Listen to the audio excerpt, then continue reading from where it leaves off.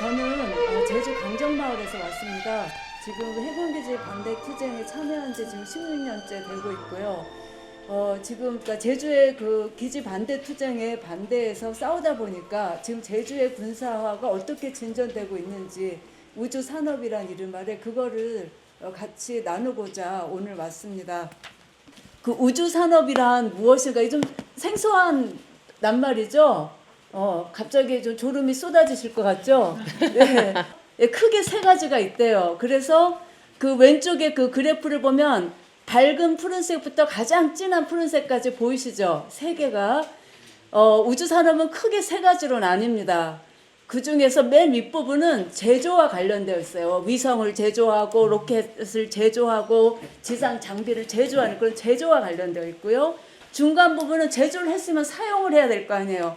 로켓을 발사하거나 위성을 운영하거나 그 위성을 발사하는데 쓰레기가 쌓이거나 그런 것들을 제거하거나 그런 모든 일들과 관계가 있고, 마지막으로 가장 커다란 비중을 차지하고 있는 것은 그런 데이터 서비스에 관련된 겁니다. 그러니까 위성을 발사시키면 위성으로부터 내려오는 정보들이 있겠죠. 그 다운로드, 데이터 다운로드 시스템과 운영에 관한 것입니다. 조금 어렵지만 네, 이 정도로 하고요. 또 졸음이 오려고 그래요. 그렇죠?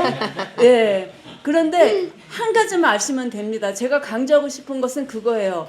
왜 우주산업인가? 왜 평화운동이 지금 우주산업에 대해서 알아야 되는가?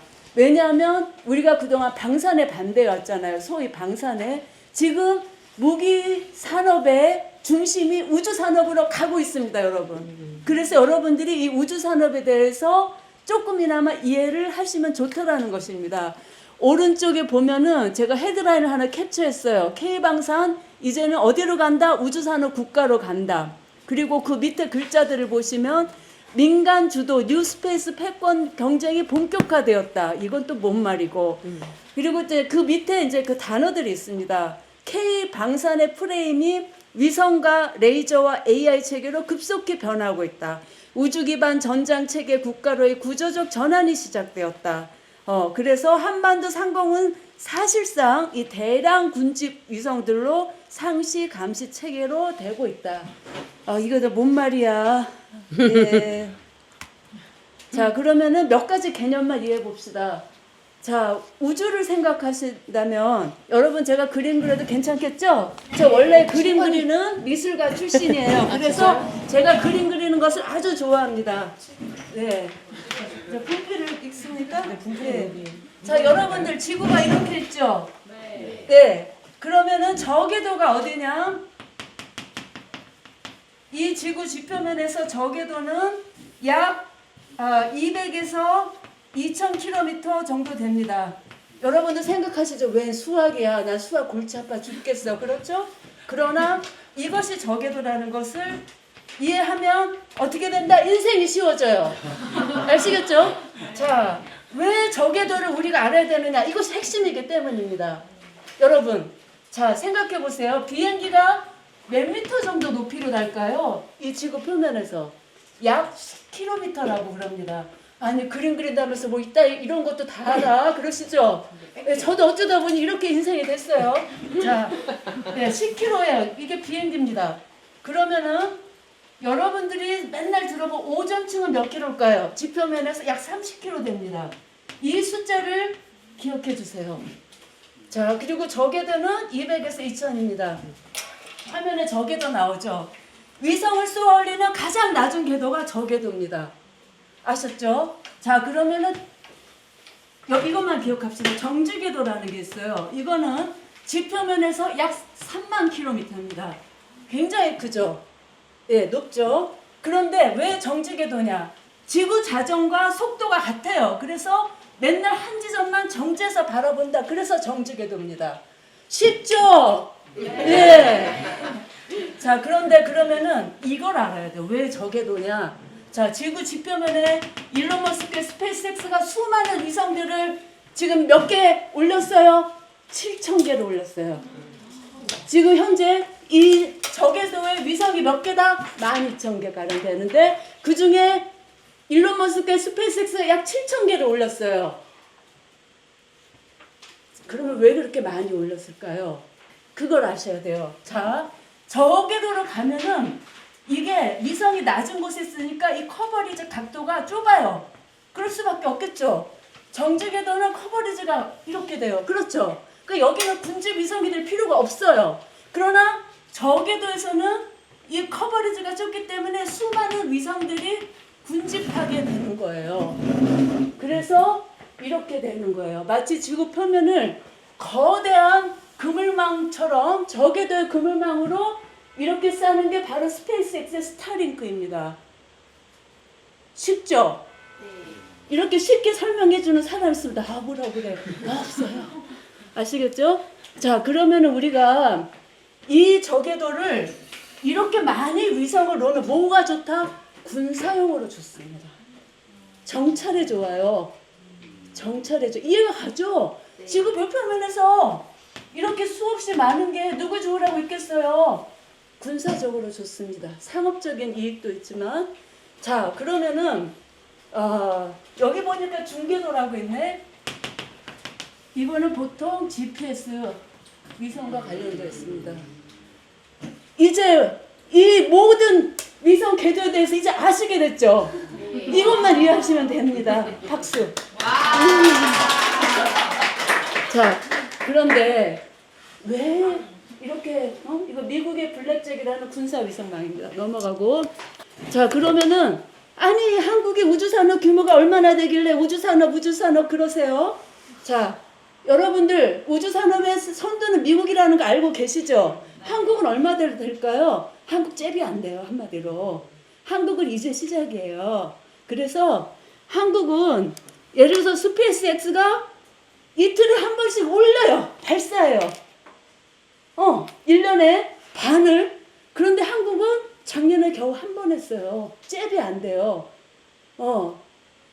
그런데 왜 한국의 우주산업을 앞으로 우리가 평화운동, 생태운동에서 주목해야 되는가? 이것이 오늘의 핵심입니다. 자, 여러분들 한국의 지정학적 특성에 대해서는 지도만 보시면 이제는 손바닥 보듯이 다 아시죠? 중국이랑 가깝잖아요. 그러니까 맨날 전쟁훈련에 시도 때도 없이 맨날 무기 생산하고 수출해. 그러니 아까도 보셨듯이 무기 산업과 관련된 우주 산업이 앞으로 한반도 남쪽에서 막 부흥될 올라갈 수밖에 없는 그런 지정학적 위치가 있다라는 것. 예, 요거를 기억해 주시면 됩니다. 자, 그러면 이제부터 여러분 날이면 날마다 이런 강연이 있는 것이 아니에요. 예, 이거는 아무도 얘기 안 해줘요. 여러분들은 오늘 핵심을 배우시는 거예요. 한국의 뉴스페이스는 그럼 뉴스페이스는 또 올드스페이스도 알아야 되는 거 아니야. 그렇죠. 그런데 이 뉴스페이스가 바로 우주산업에서 가장 핵심적인 용어이기 때문에 제가 갖고 나온 건데, 그럼 올드스페이스는 뭐예요? 올드스페이스는 기존의 국가 중심의 우주 개발이었어요. 뉴스페이스는 누가? 기업 중심의 우주 개발입니다. 이거를 아시면 됩니다. 그러면 이것이 언제 시작했는가? 미사일 지침 해제와 함께 시작되었다.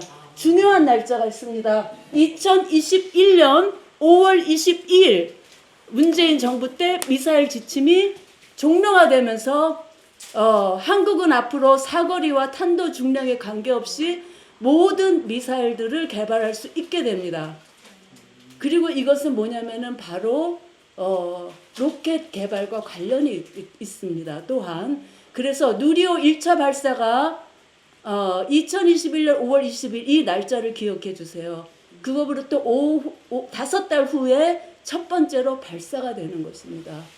그리고 누리호와 여러분들이 기사를 보시면 누리호와 함께 같이 동반되는 단어가 뉴스페이스입니다.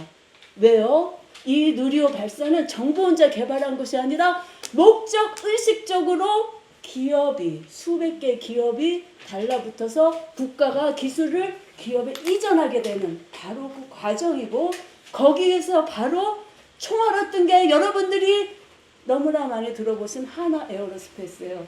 제가 갑자기 얘기를 하면서 제가 갑자기 기독교 목사가 된 그런 느낌인데요. 전혀 안 그렇고요. 이거를 강조하고자 이렇게 됐습니다.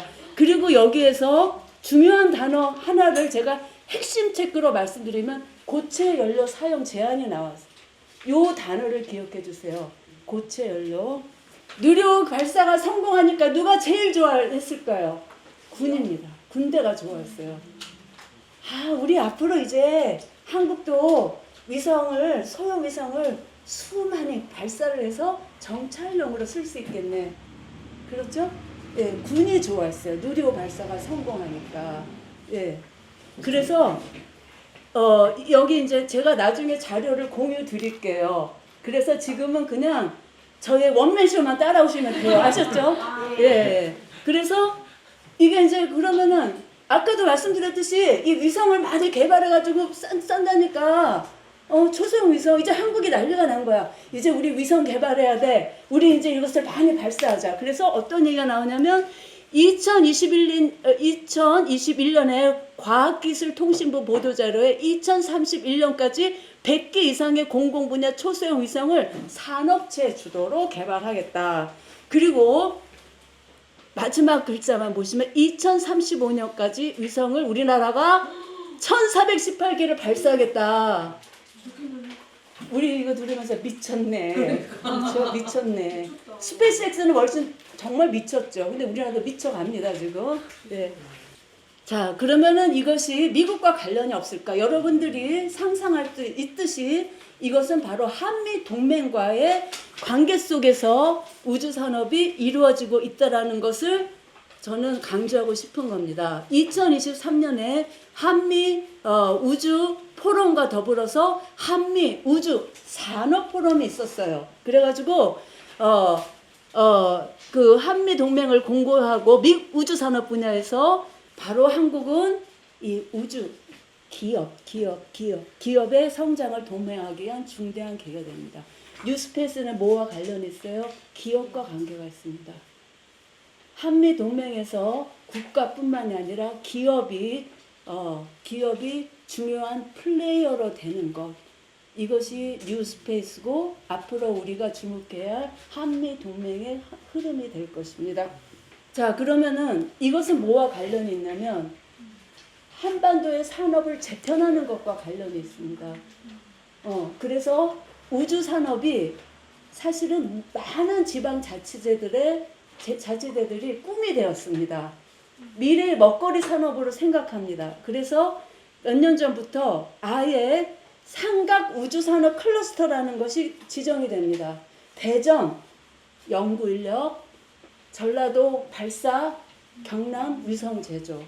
그런데 여기에 또 누가 끼어들고 싶어해요? 오늘의 주인공 제주가 끼어들고 싶어합니다, 여러분. 예, 그래서 지금 현재로는 삼각 클러스터인데 이 제주에 하나를 끌어들인 오영훈 도정이 이 제주까지 해서 다이아몬드 클러스터를 만들겠다라는 그런 꿈을 꾸고 있어요. 네. 그 말은 뭐냐면 제주의 군사화를 말하는 겁니다. 심지어 고등학교를 한림 우주 항공 공고로까지 개칭을 하기도 하고 여기에 교장이 나중에 말씀드리겠지만 하나 시스템 전 직원입니다. 자, 이제부터 제주의 이야기로 넘어갑시다. 제 얘기가 너무 재밌으신가요? 네. 그러세요. 그래서 여러분들 사실 제가 그 기사를 보면 무슨 단어들이 이렇게 딱딱한 게 많아. 그거를 제가 소화를 하고 조금 머리가 아팠어요. 그리고 이렇게 여러분들에게 쉽게 나누고 있지 않습니까? 네. 어쨌든 제주 군사과정과 우주산업. 여러분들 해군기지 완공된 올해로 10년이에요. 그런데 그 전에 뭐가 있었다? 항공우주박물관이 세워졌어요. 아시아 최대. 100년 교육 대계. 그리고 그 공동 창설자가 공군이었습니다. 아셨죠? 그런데 자 이제 해군기지가 완공이 되고 나서 2022년도에 국가위성통합운영센터라는 건물이 만들어지고요. 아까 이것은 한국의 모든 적외선 위성을 통합 관리 운영하는 것이 제주도에 세워졌습니다. 지도를 보시면 하나는 2023년 12월이고요. 밑에 거는 2026년 2월인데 빨간색은 아직 과정을 말하고요. 꽃자주색은 아직 계획 단계, 그리고 갈색은 부분적으로 수행된 거, 검은색은 완공을 말합니다. 3년 안에 검은색이 많아졌죠. 이것이 군사화의 단면을 보여주는 것입니다. 이 지도는 제가 만들었어요. 그래서 오류가 있을 수 있으나 이 군사화를 이끈 것이 그 대표적인 것이 우주산업이다라고 저는 말을 하고 싶어요. 예. 이 말은 또 뭔 말이요. 자, 해군은 우주 인공위성 네트워크를 고도화하고 해상 기반의 위성 유조체를 운영되고, 해군은 군함만 작동하면 되는 거 아니에요? 하고 여러분들은 생각하실 수 있어요. 예, 군함, 그렇죠? 그런데 해군이 뭐예요? 우주 인공위성 네트워크를 고도화한다. 이 말은 바로 저궤도와 관련이 있습니다. 고도화한다라는 것은 또 무엇과 관련되어 있을까요? 자, 여러분들이 이제 저궤도 위성이 뭔지 아세요. 그리고 무엇이 추가되어야 될까요? AI가 추가됩니다. 이것이 인공위성 네트워크를 고도화한다는 것입니다. 그 말입니다. 여러분들 AI 이제 많이 들으시잖아요. 네. 그리고 해상 기반의 위성 요격 체계를 운용하는 데 관심이 많다. 여러분, 제주해군 기지가 작년 2월에 기동함대 사령부 창설된 거 혹시 들어보셨나요? 자, 기동함대 사령부라는 것은 미사일과 관계가 있어요. SM-3와 관계가 있습니다.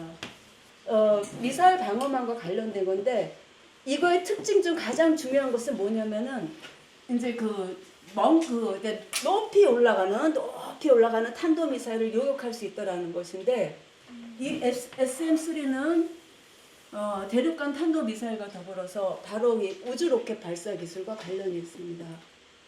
그래서 기동함대 사령부의 그 군함은 뭐가 달라졌냐면 이 SM-3를 탑재한다는 것인데, 이것은 뭐냐면은 기존의 세종대왕 같은 경우는 탐지만 할 수 있었지만 이거는 이제부터 요격을 할 수 있다가 되는 것입니다. 요격을 할 수 있다. 자, 그러면은 이제부터 좀 세부를 들어가겠습니다. 제가 이 티셔츠를 보여드리려고요. 이 티셔츠 프리 더 스카이 보이시나요? 네. 인공위성의 그물망으로부터 하늘과 우주를 프리하게, 예, 프리 더 스카이, 네, 그 뜻입니다. 그래서 국가위성통합운영센터는 아까도 말씀드렸듯이 제주에 지금 생겼는데 4년 전에 국가의 모든 저궤도 위성을 통합 운영하는 것입니다. 그리고 저궤도는 정찰과 관측과 관련이 있다고 말씀드렸으니까 이것이 군사 용도라는 거는 여러분들 금방 이해가 되시죠? 근데 여기에서 또 하나 중요한 문장이 나옵니다. 뭐라고 하냐면 여기 그 사진에 보이시는 그 분이 항우연 부인인데 국가 군사 위성하고는 관계없이 국가 위성이라는 게 민간 위성입니다. 즉 국가 위성이 민간 위성이다. 알 듯 모를 듯. 여기서 민간은 기업을 말합니다. 즉 국가와 민간, 국가와 기업이 일심동체가 되어서 이끌어가는 것. 그 국가의 기술을 기업에 이전시키면서 기업이 우주산업의 주체가 되게 하는 것. 이것이 아까도 말씀드렸듯이 뉴스페이스이고, 지금 이 국가위성 통합운영센터는 국가라는 이름을 달고 있지만 실제로 이 우주산업의 전초기지로 제주를 만들기 위해서 4년 전에 생긴 것입니다. 이것이 우주산업이에요.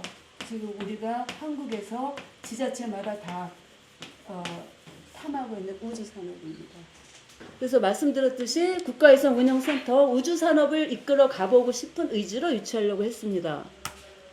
그런데 이제 그 지역구 의원들이 이런 얘기가 있었어요. 그거 처음에 생기기 전에 그 보안시설 아니야? 근데 어떤 그 도의원, 그 지역구 도의원은 나사가 우리 마을에 생긴다고 하면 교육적으로 도움이 되고 지역 농산물 홍보도 되지 않겠어?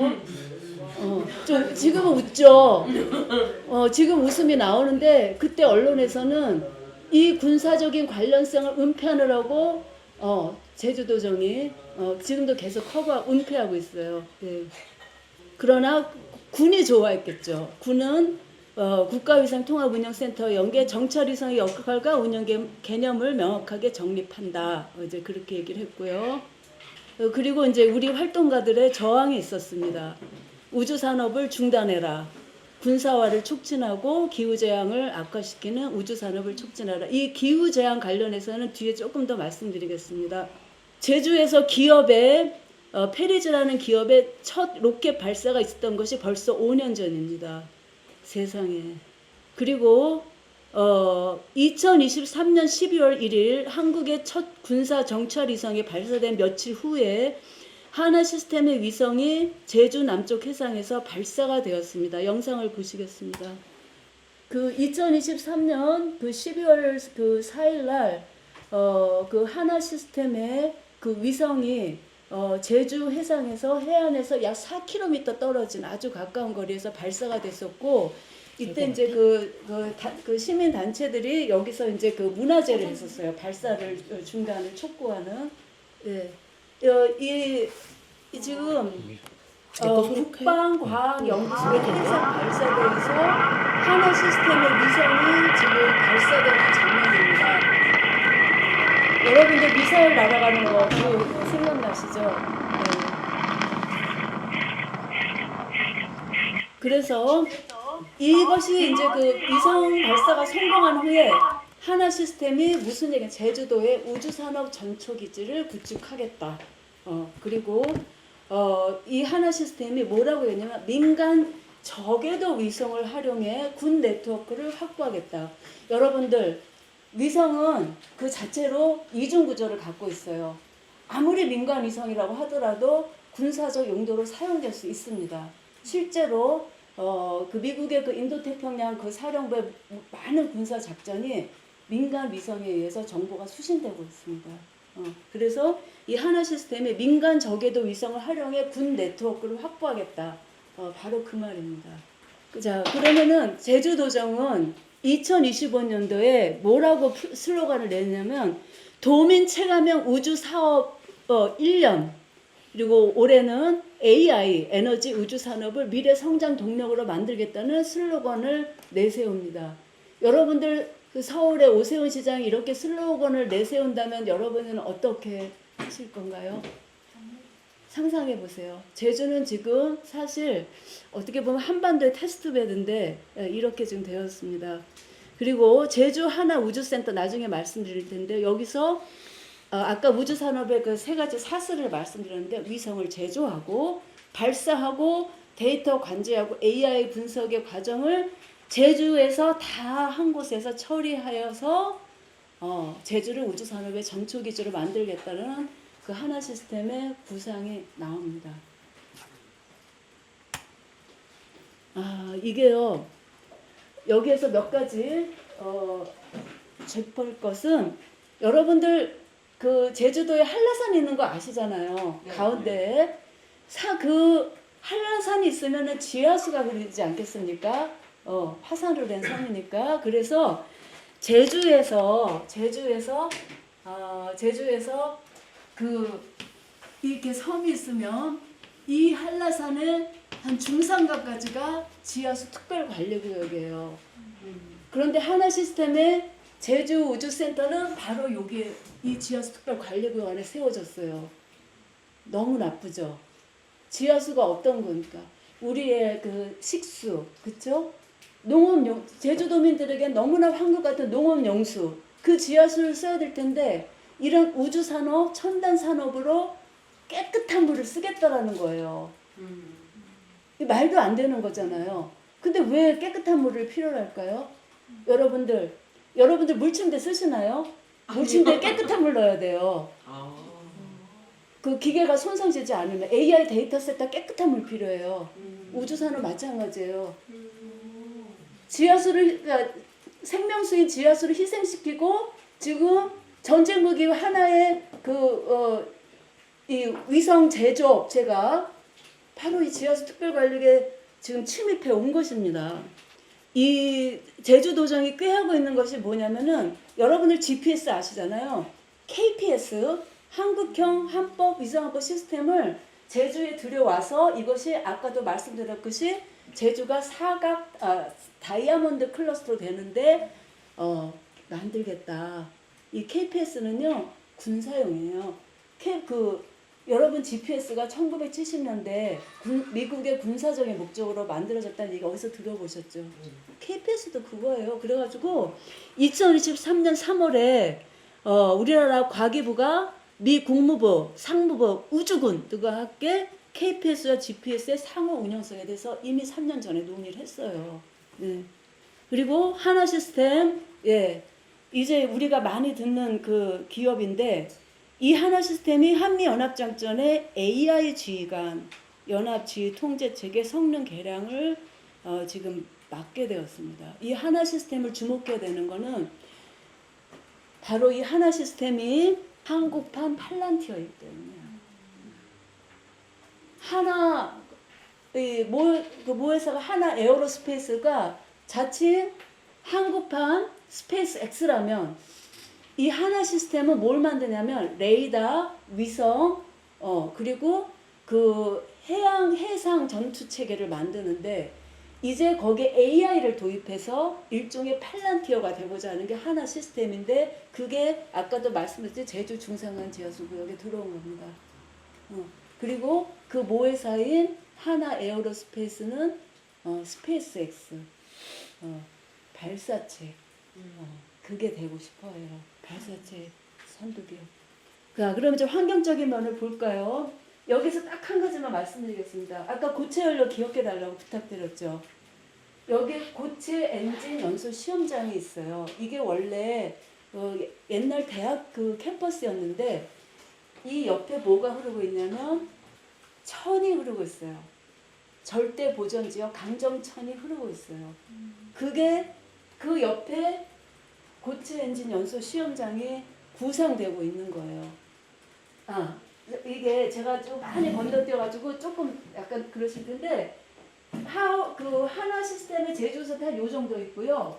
사실 이거는 옛 한라대학인데 이 전체를 제주도정은 하원 마을이거든요. 하원 테크노 캠퍼스 사업이라는 우주 첨단 산업단지로 만들려고 하고 있습니다.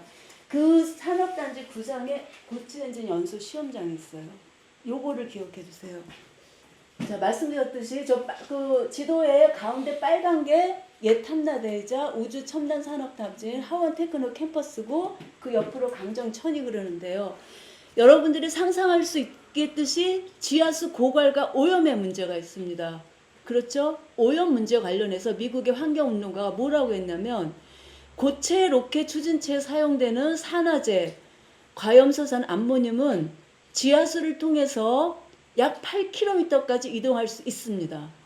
그리고 그것이 우리 몸에 갑상선이라든지 갑상선이라든지 그런 이제 동물 식물에 그 영향을 줄 수 있겠죠. 그런데 하원 테크노 캠퍼스에서 강정 상수원 보호구역까지는 4km밖에 안 돼요. 심각하죠. 근데 이런 얘기 도정이 하나요? 안 해요. 뭐라고만 선전하냐면 우주산업은 미래 먹거리 산업, 젊은이들의 일자리를 구해줄 수 있어. 이게 제주뿐만이 아니라 많은 지자체들에서 지금 나타나고 있는 현상입니다. 네, 이 컨택은요. 제가 한 가지만 말씀드릴게요. 여기 텍스트 나중에 읽어보시면 되고요. 역시 하나와도 관련이 있고 미국 나토와도 관련이 있는 일종의 안테나 지상국이 최근에 또 생겼습니다. 최근에 하나 시스템이 하려고 하는 일이 뭐냐면요. 아까 해상 발사 보셨잖아요. 그거를 또 한 번 제주에서 발사하려고 그래요. 고체 연료로.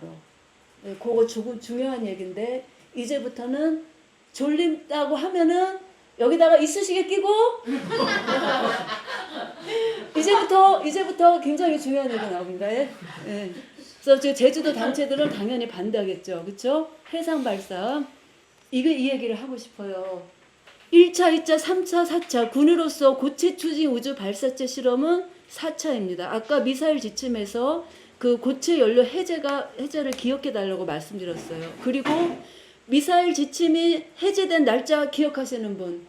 2021년 5월 22일. 박수.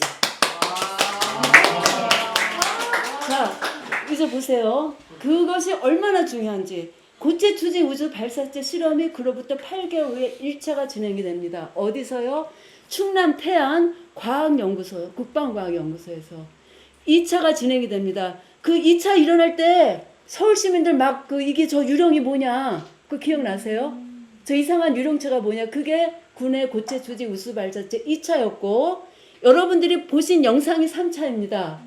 이럴 수가. 모든 게 이해가 되네. 그죠?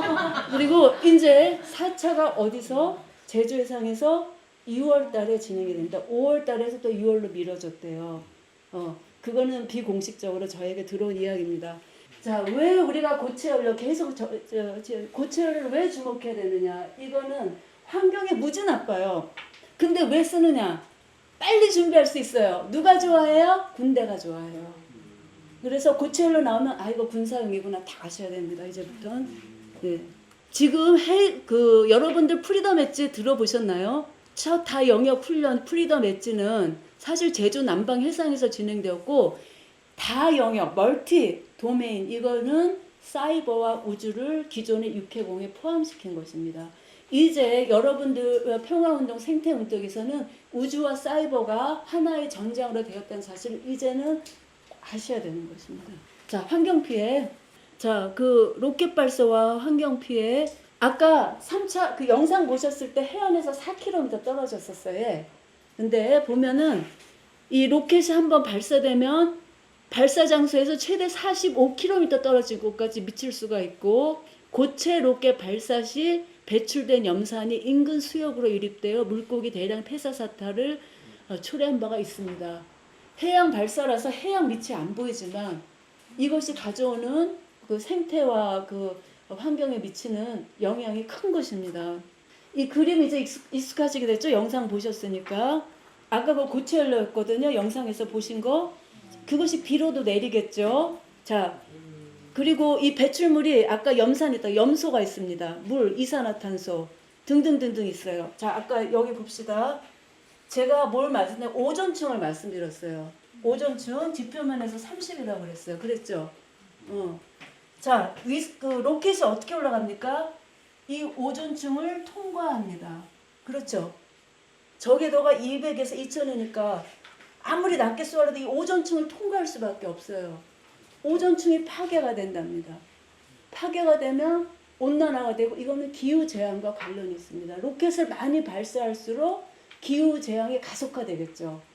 그러면은 고체연료 아닌 케로신 같은 건 괜찮아요? 아니죠. 이 스페이스X의 펠컨 9가 많이 쏘아 올리는 게 이 케로신인데 이 펠컨 9가 우리나라 정찰 위성들을 쏘아 올렸거든요.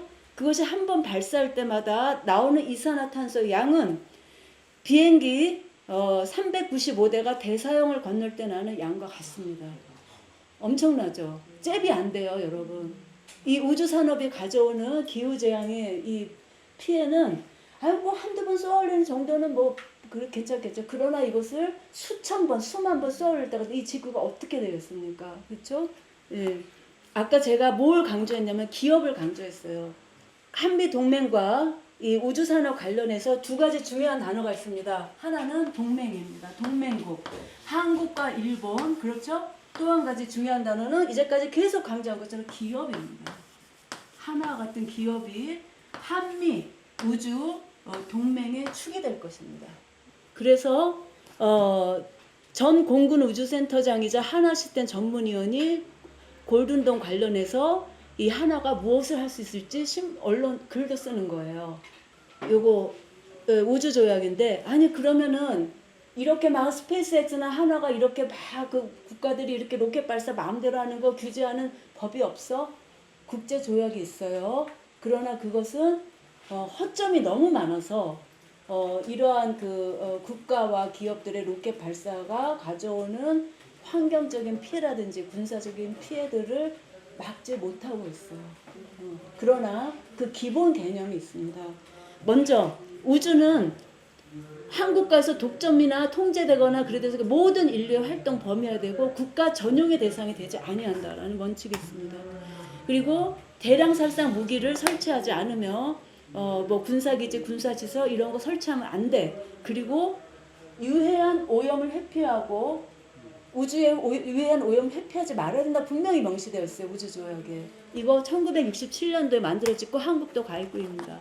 자, 군사적인 걸 보면은 지금 해군기지 만들어지고 우주에 이렇게 수많은 위성이 생기고 이 우주의 위성은 이 해양의 소나와 연결해서 데이터를 주고받습니다. 즉 이 말은 뭐냐면은 해양, 육상, 하늘, 우주까지 전체가 군사화될 단면을 이 미국의 이 전략이 보여주는 것입니다.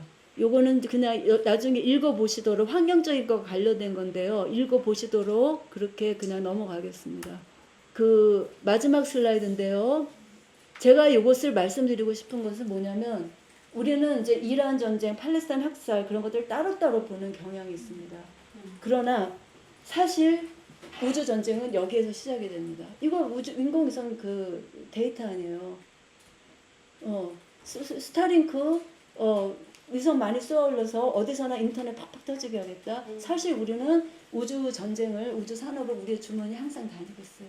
그리고 여러분들 은행에서 돈 뺄 때 자동 현금 이출기 그것도 다 위성에 의한 것이고요. 심지어 그 신호등도 위성에 의한 것입니다. 차 운전할 때는 말할 것도 없고요. 사실 우리의 삶이 어떻게 보면은 이 인공위성이 없으면 이 현대 생활이 불가능하게 되었는데 그것은 한편으로 우리 삶의 분사화를 또한 촉진하는 그런 것이 되고 있어요. 제가 저 설명을 굉장히 너무 빨리 건너뛰었는데 이 부분 역시 읽어주시기를 부탁드리겠습니다. 그래서 요 참조 사이트들도 이렇게 적었어요. 네, 그래서 제가 좀 급하게 요약을 해서 죄송한데 일단 이것으로 마치겠습니다.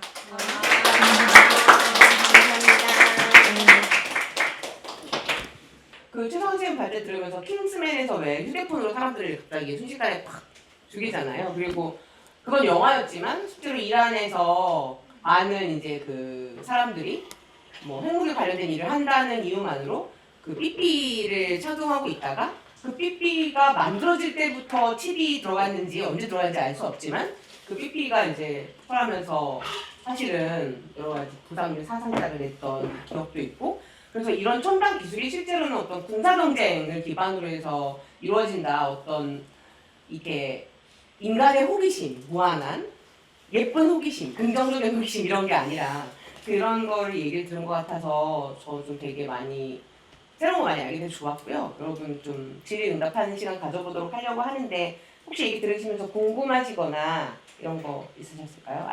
그 하나 에어로스페이스나 하나 시스템들 혹은 그 제주에 있는 우주 센터 있잖아요. 그게 거기에 어떤 정부 예산이 어느 정도 수준 규모에서 뭔가 투여가 되고 있는지 궁금하기도 하고 그거를 이제 뭔가 정부에서 판단하고 하는 어떤 뭐라 해야 되죠? 기정 같은 게 있나요? 정부 차원의 무슨 누가 얘기해 주시긴 한데 한번 제가 알기로는 기업 예산으로 세워졌어요. 그러니까 정부 차원이라기보다는 아까 이제 그 누리호 이제 발사 관련해서 이제 한국에서도 이제 뉴스페이스 붐이 불고 그다음에 이제 초소형 위성을 이제 많이 이제 개발해야 된다라는 그런 이제 그 말들이 나오던 시점에 하나와 KI 항공우주가 이게 경쟁이 붙었어요. 그러니까 누가 그 정부의 그 맞는 그 위성을 생산하는가. 그래가지고 그게 아직은 결정이 안 났는데 저의 추측은 그러면서 하나 시스템이 먼저 제주에 선제적으로 우주센터를 지어서 그러한 유리한 그 고지를 마련하려고 했던 것이 아닌가. 저는 그렇게 추측이 돼요. 그래서 지금 하나 제주 우주센터 같은 경우에 아마 1,000억이 들었다고 한 건가? 그렇게 제가 기억을 하는데 그러니까 그 하나 시스템 자체가 이제 그 기업이 이제 세운 것이고 지금 거기에서 1년에 그 위성을 그러니까 한 달에 위성을 4개에서 8개를 만든다. 그리고 1년이면 100개 정도 만들잖아요. 그거를 이제 남으면 어떻게 하냐? 수출하겠다라고 얘기해요. 그러니까 위성을 앞으로 그러니까 많이 만들고 더구나 이제 그러니까 경쟁적으로 질 좋은 위성을 만들겠죠. 지금 하나가 만드는 위성은 상대적으로 첨단 위성이에요. 어떤 위성이냐면 합성계곡 레이더라고 그래서 어떠한 날씨에도 전천후 날씨에도 이게 관측이 명료하게 가능해요. 군사적으로 딱 좋겠죠. SAR SAR 위성이라고 그러는데 어쨌든 지금 그것을 하나가 그러한 이제 적외도에 쏘아올린 소형 위성들을 지금 이제 개발을 하고 있고 그게 작년 12월에 문을 열었어요. 그래서 이제부터 그 하나가 생산한 위성들을 제주 해상에서 계속 발사하겠다는 거예요. 그래서 언론에는 어떤 이야기가 나왔냐면 내년 안으로 7차례 또는 10차례 제주 바다가 굉장히 지금 난리도 아니겠죠. 경쟁을 근데 그렇게까지 하는 이유는 어쨌든 이윤 때문인 거죠. 그렇죠. 기업의 경쟁을 붙이는 거죠. 국가가 기업과 이제 협력을 맺으면서 사실 미국도 그렇지만은 그 기업끼리 경쟁을 붙이면서 질 좋은 기술을 이제 빨리 뽑아 쓰려고 하는 것이죠. 스페이스X는 로켓이 갔다 다시 돌아온다고 아까 얘기를 들었는데요. 근데 한화는 그러면 아직까지는 그런 거는 못하는. 그게 지금 현재 그 기술을 갖고 있는 데는 스페이스X밖에 없어요. 그러니까 이제 재사용을 한다라는 거는 제가 이야기로는 왜 이렇게 그 로켓을 여러분들이 보면 1단 있고 2단 있고 3단 있고 그러잖아요. 그 1단이 가장 하중이 크고 가장 많은 엔진들인데 그거를 재사용할 수 있다라는 거예요. 그러니까 어떻게 했어요? 생산 비용, 그거를 재사용할 수 있으면 생산 비용이 약 10분의 1로 준대요. 그러니까는 스페이스X를 많은 기업들이 스페이스X의 위성 발사를 맡길 수밖에 단가가 싸니까 발사 단가가 싸니까. 그러니까 스페이스X는 그 기술을 갖고 있다라는 이유로 엄청나게 많은 이윤을 벌겠죠. 하나도 그렇고 우리나라 정부도 사실은 그 재사용 발사 기술을 획득하려고 현안이 되어 있어요. 그렇게 되면 이제 발사 비용이 확 줄기 때문에 자체 대한민국의 발사 비용도 단가가 싸지겠지만 스페이스X에 덜 부탁하게 될 수 있겠죠.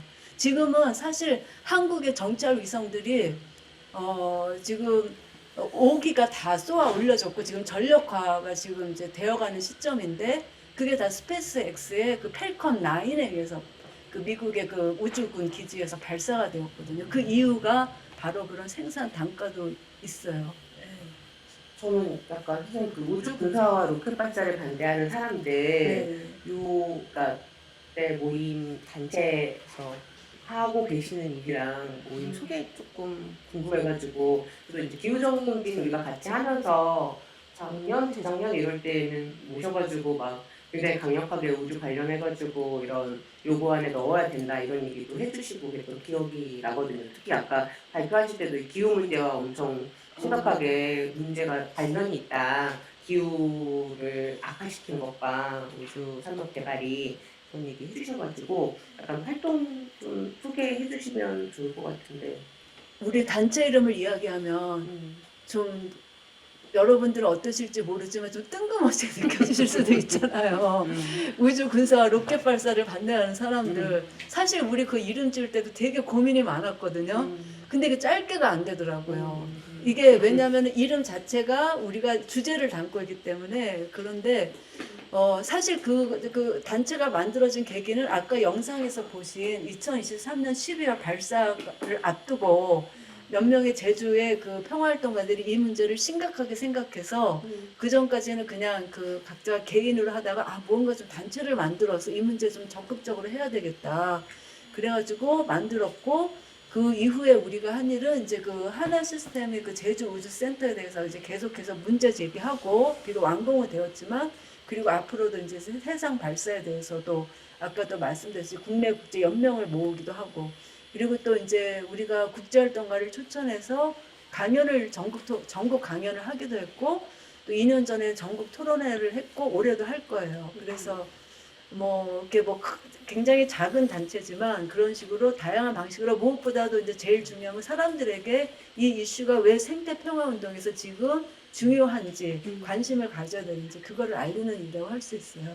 네, 그럼 전국 돌아다니면서 강연 같은 것도 하시고 그럴 계획이시라는 거죠?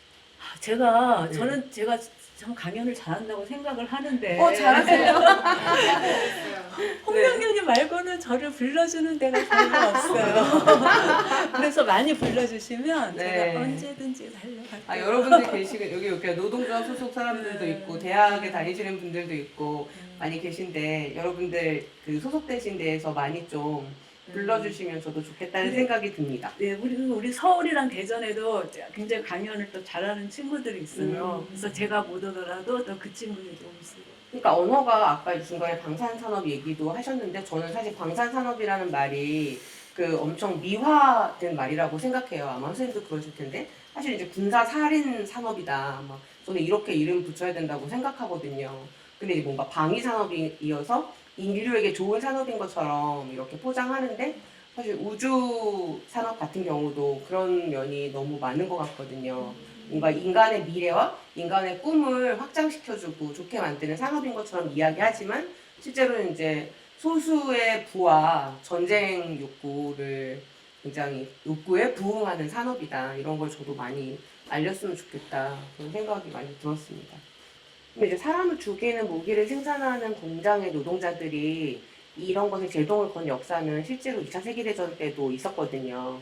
그러니까 원래는 그 노동자들이 자신의 이윤만을 위해서 그런 이제 무기를 만들고 있는 것들에 대한 많은 그때 사회운동가들의 분노가 있었고, 그때 이제 귀족 노동자라는 말도 처음 나왔던 역사가 있는데, 오히려 이 노동자들이 예측과 다르게 단결해서 뭐 이런 사람을 죽이는 무기를 그만 만들어야 된다 이러면서 파업도 진행하고 이런 일도 있었기 때문에 저는 이제 그걸 사실 그 무기들을 노동자들이 만드는 걸 중단하게 된다면 그게 가장 좋은 사실은 결과를 만들잖아요. 그리고 거기 들어가는 온갖 돈과 온갖 그런 기술들이 인간을 살리는 데 사용된다면 저는 우리가 훨씬 더 행복해질 수 있을 것 같고, 지금 생각해보면 과연 그런 게 가능할까 암울하지만 그러나 저는 시도해봐야 된다. 그리고 2차 세계대전 당시에 모두가 다 그런 일이 벌어지지 않을 거라고 믿었지만 별로 오랜 시간이 걸리지 않은 후에 그것을 제동을 거는 노동자들의 단결이 있었던 것처럼 저희도 좀 사회운동이 포기하지 않고 계속 그런 주장을 하는 게 필요할 것 같거든요. 그래서 그런 마음을 가지는 게 좀 중요하다. 그런 생각이 많이 드는 시간이었고.